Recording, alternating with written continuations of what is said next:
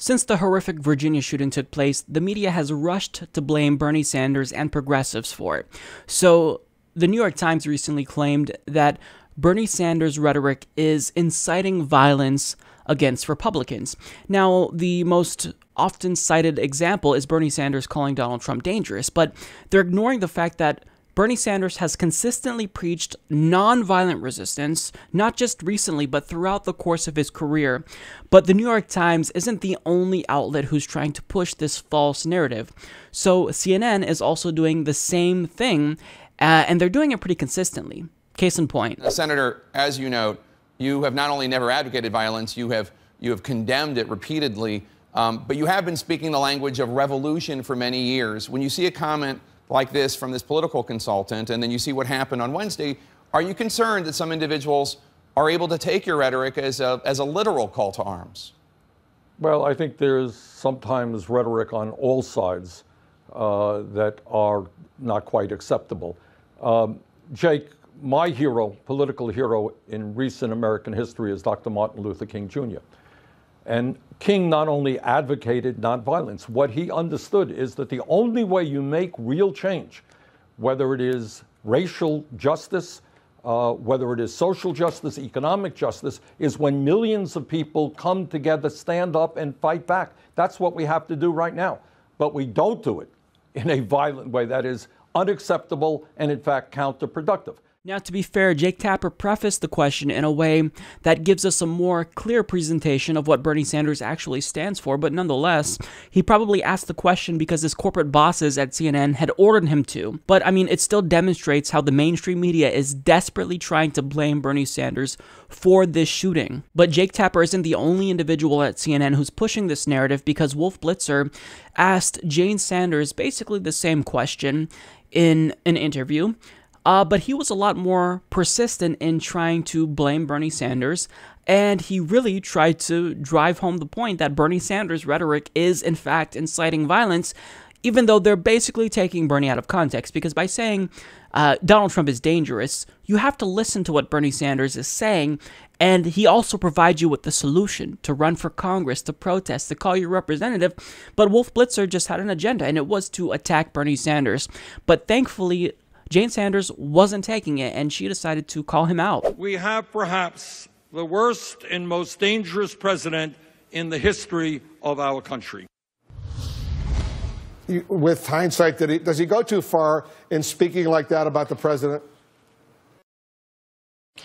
I don't think so, Wolf. I think what's interesting is that was at the People's Summit, and what I noticed on the weekend was that without any prior discussion, Roseanne DeMoro, Nina Turner, Van Jones, Bernie, and I all spoke about being careful and being involved with our policies and with our facts, but not engaging in the politics of personal destruction, that we believed in civil discourse.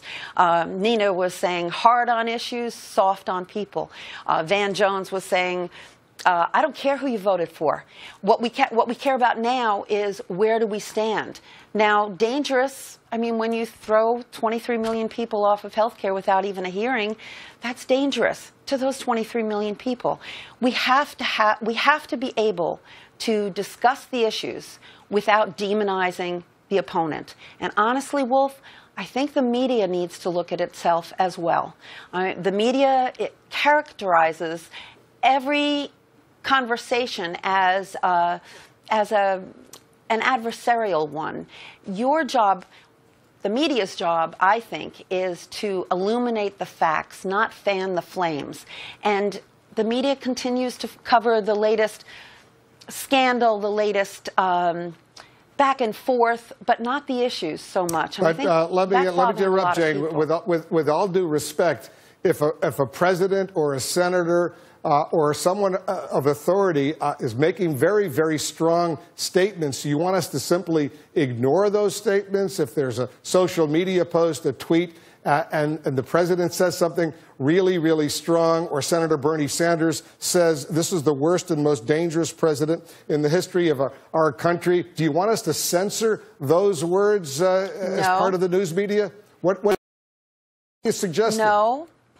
Well, I'm suggesting that just like the Democrats and the Republicans and the independents and the progressives are all thinking about what happened in this presidential race, that the media needs to do some self-reflection as well. So I want to pause the clip right there and discuss what was talked about thus far, because I think that Jane Sanders is making a really important point here that I don't want to gloss over. So she's saying that it's not dangerous to call a spade a spade. So Trump currently is trying to actively strip healthcare away from millions of Americans. That's just one of the many things he's doing that's dangerous. And yes, that is in fact dangerous. So by doing something that will lead to people dying, I think that it is not just reasonable, but we must call Donald Trump dangerous, because what he's doing is dangerous to the American people. Now, Bernie Sanders isn't saying, well, the solution to this danger that Trump poses, well, you know, maybe the Second Amendment people will have something to say about that and can take care of him. Although the Second Amendment people, maybe there is, I don't know. He's not saying that. I'm not saying that either. What Bernie Sanders is saying is that we have to fight back politically. We have to protest. We have to get out and vote. We have to run for Congress ourselves and challenge these Republicans that are voting to take away our health care. He's not saying that we should go and do something violently. That's not what Bernie Sanders is saying, but Wolf Blitzer doesn't want to present what else Bernie Sanders said during this speech, because that would destroy the narrative that he's trying to push. So Jane Sanders is absolutely correct here, but what I love most is how she actually called out the media's bias. So she said, the media, it characterizes every conversation as an adversarial one. Your job, the media's job, I think, is to illuminate the facts, not fan the flames. And she then went on to talk about how CNN, for example, sensationalized stories. And I wanted to dig a little bit deeper into what she's saying here, because it's incredibly important. So what they typically do is, rather than just presenting the facts about climate change, for example, they'll pretend as though there's still a debate going on. When there's no debate, there's a scientific consensus that climate change is in fact occurring. And there's also a scientific consensus that the Earth is spherical. It's not flat. So they don't bring on people to debate whether or not the Earth is flat. But when it comes to climate change, even though there is a scientific consensus for that, as well as the Earth being spherical, well, they present that as something that's still debatable, when it's not debatable. The overwhelming majority of the country believes that climate change is occurring and that it's anthropogenic, and that's what the scientists believe. And that's why we believe that. It's because the scientists believe that. And furthermore, there's no debate. There's a fringe portion of the electorate, even within the Republican Party, that still thinks that it's a hoax, but their opinion doesn't matter, because the scientists ultimately are the ones that concluded that climate change is in fact real. But see, if they just simply present the facts, then that's less entertaining and might not get them as much ratings as when you present it as, you know, this adversarial take on the issue, and you bring out Bill Nye to debate Marsha Blackburn, because that's what gets them the ratings.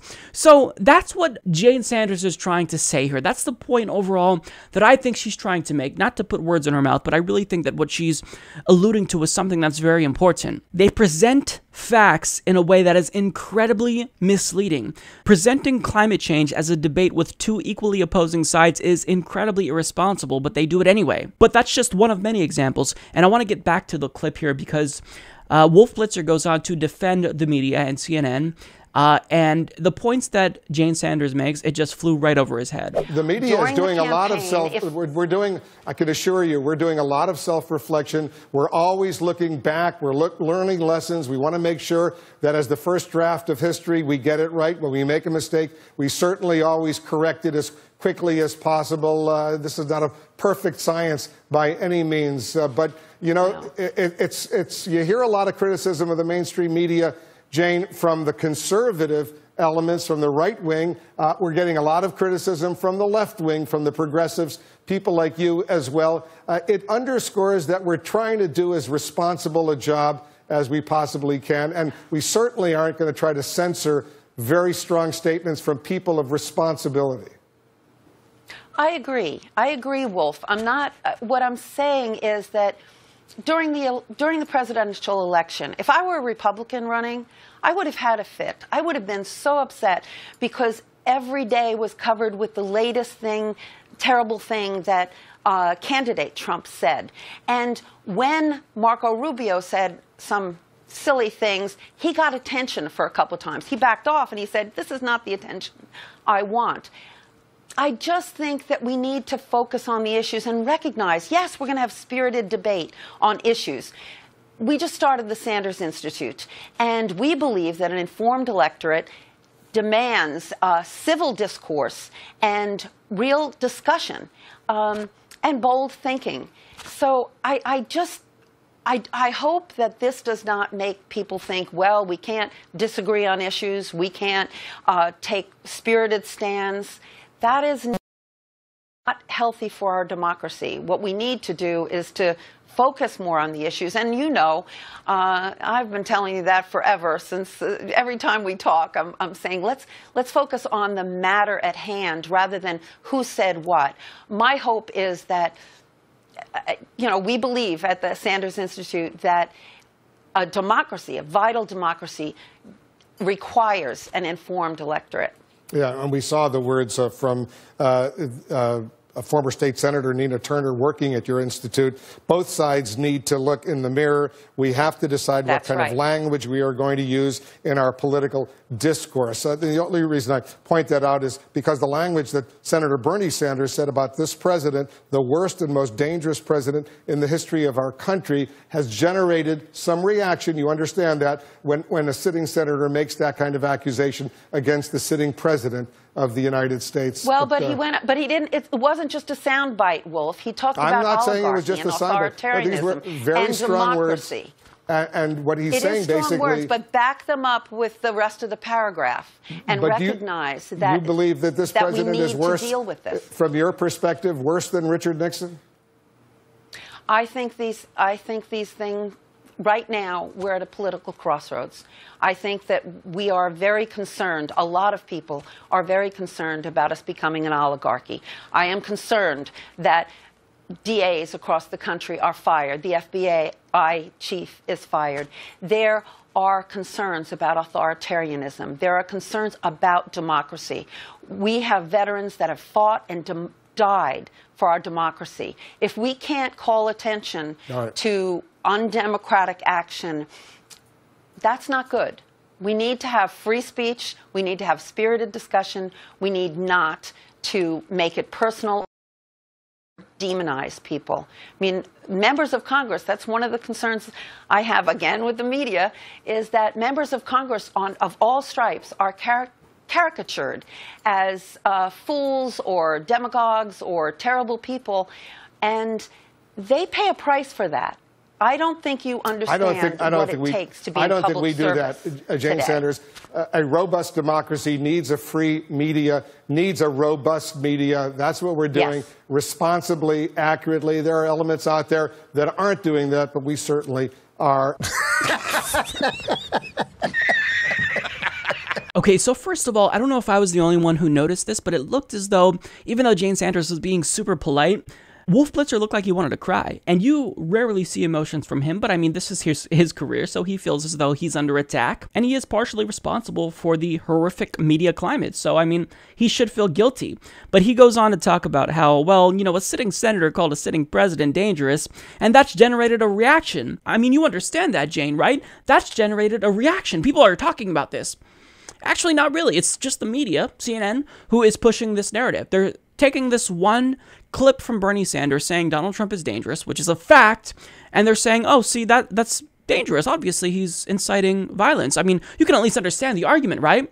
No, because it's an argument that you're making. You're pushing this narrative. Who actually is saying this? Now, he then goes on to laughably claim that the mainstream media, they're doing news responsibly and accurately.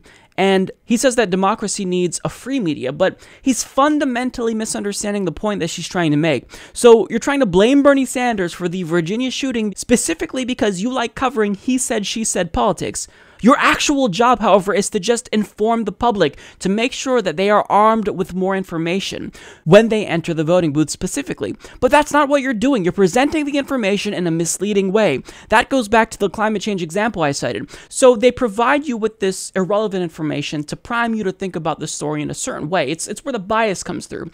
So we saw this with Mike Brown. Before he was shot, there was a video of security camera footage about him basically strong-arming and robbing a clerk at a 7-Eleven or some, store. when that's completely irrelevant. The fact is that his hands were up in the air and he was shot and killed. But they're releasing that because they want you to think about the story in a certain way. They're bringing up these irrelevant facts because they want to demonize someone. They have an agenda. And it's not just that they have an agenda, but they're actually trying to hide the stories to serve the agenda of their corporate overlords. And I'm glad that Wolf brought up the point about democracy needing a free and independent media, because currently that's not really the case. So large multinational corporations and government, they're currently inextricably linked. You can't separate them. So the politicians do what the corporations want because the corporations buy off politicians. And also the problem with that is that, you know, CNN, their parent company, Time Warner, they also buy off politicians. So what we're seeing is news filtered through large multinational corporations that have an agenda. Let me ask CNN this: why won't they discuss net neutrality when the overwhelming majority of the public supports it? Well, it's because CNN doesn't want to inform people. They serve to benefit the corporate status quo and bolster the profit margins for their parent companies. I mean, it's not even about reporting the news to them. It's about driving profits and making money, which is why sensationalism and blaming Bernie Sanders, for example, for the Virginia shooting is one of the many things they do to try to increase revenue. So in the end, Jane Sanders is calling you out, Wolf, because you're part of the problem. You and your company pushed Donald Trump relentlessly. You gave him $2 billion in free media coverage. It's not just CNN, but I mean, collectively, media gave Donald Trump $2 billion in free press coverage during the primaries. And they are in part to blame for the horrific political environment that we're in. So what Jane Sanders is telling you is to look in the mirror before you start demonizing other people. Do better. Support this podcast by joining the independent progressive media revolution today at humanistreport.com.